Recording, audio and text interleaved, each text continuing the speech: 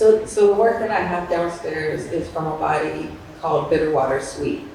And these images were taken in Mobile, Alabama.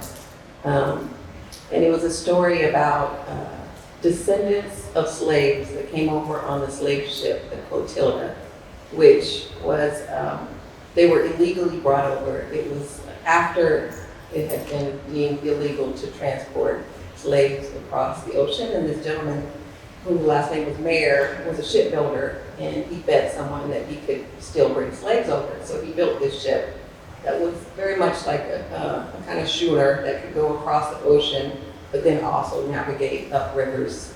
And he snuck 110 slaves onto his property. And this was about 5 years before emancipation.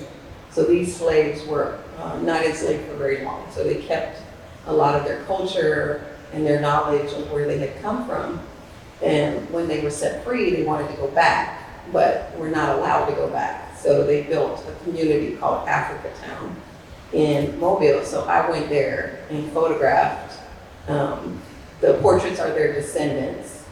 And the landscape is places where they lived or worked or lived, and the water was me following the path that the ship took when it brought them in to Mobile Bay, and literally scuttled up to Mayer's property. If you were to go there now and see where the ship is, you could look across and see their summer cabin where the family spends their summers.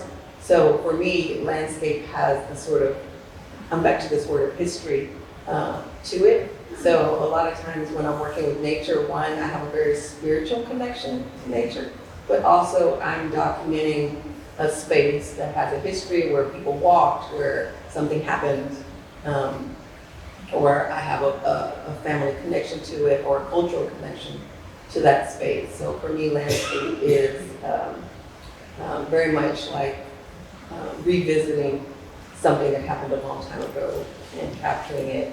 What is it like today? How has it changed, or how has it not changed? You know, so that all those landscape pieces is true.